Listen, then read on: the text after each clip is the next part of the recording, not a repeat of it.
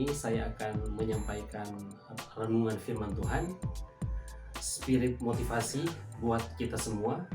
Dan kebenaran firman Tuhan ini saya ambil dalam Galatia pasal yang kelima, ayat yang ke-13. Begini bunyi firman Allah. Saudara-saudara, memang kamu telah dipanggil untuk merdeka, tetapi janganlah kamu mempergunakan kemerdekaan itu sebagai kesempatan untuk kehidupan dalam dosa, melainkan layanilah seorang akan yang lain oleh kasih. Saya beri judul firman Tuhan pada saat ini adalah merdeka di dalam Kristus. Nah, arti merdeka di dalam Kristus adalah menang atas maut dan menang atas dosa. Nah, kita perlu tahu ada 3 hal yang sangat penting dalam kata merdeka ini. Yang pertama adalah mereka yang menjajah. Yang kedua adalah mereka yang dijajah.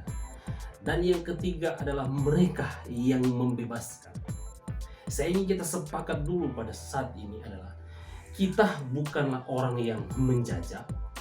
Kita bukanlah orang yang dijajah. Tapi kita adalah orang yang dipakai Tuhan untuk membebaskan.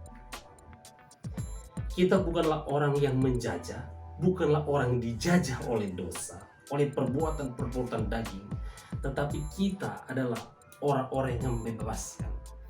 Nah, saat ini saya ingin menyampaikan ciri-ciri seorang pembebas.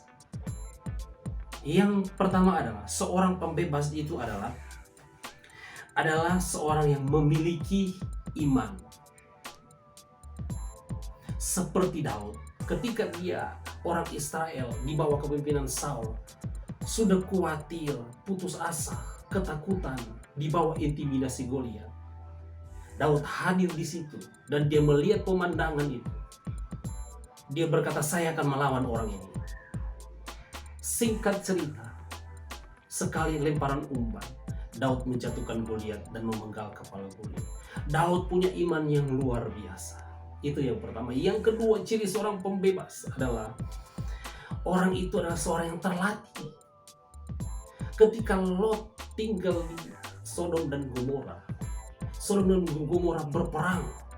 Sodom dan Gomora dikalahkan sehingga orang-orang yang tinggal di Sodom dan harta kekayaan itu dibawa oleh musuh, termasuk Lot.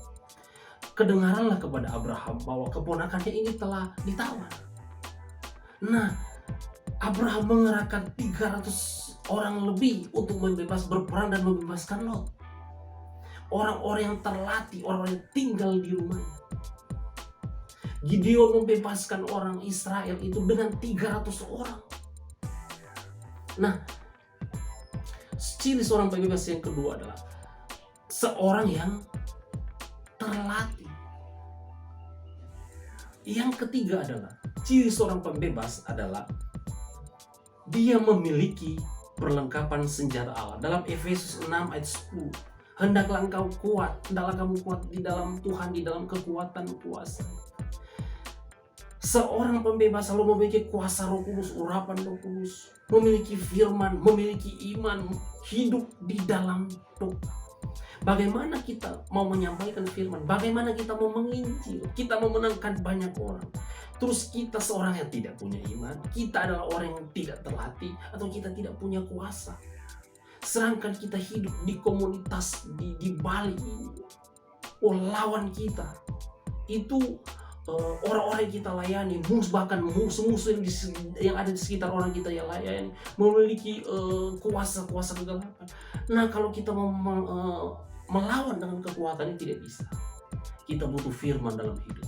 Kita butuh kuasa dan urapan Allah yang luar biasa, sehingga kita mampu melayani dan memenangkan banyak orang, menginjil, beritakan firman Allah, bersaksi kepada orang belum kenal Tuhan.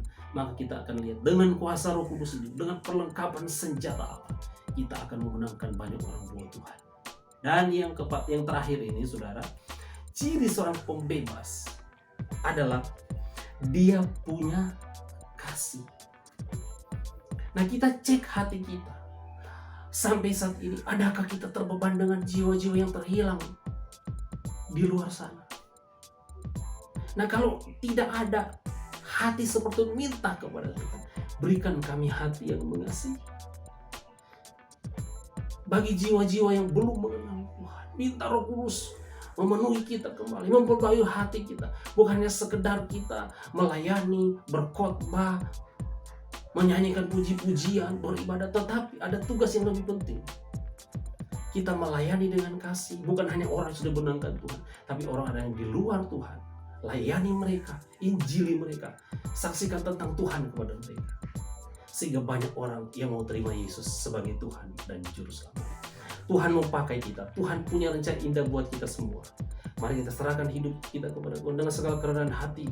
Hidup kita beri buat Dia untuk melayani Dia, supaya nama Tuhan dipuji, nama Tuhan dimuliakan. Kita merdeka dalam Tuhan.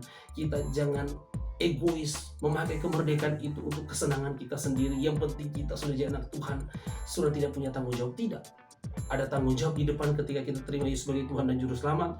Kita melayani Tuhan, kita injili banyak orang, bawa kepada Tuhan. Nama Yesus dipuji, nama Yesus dimuliakan. Haleluya. Tuhan Yesus memberkati kita.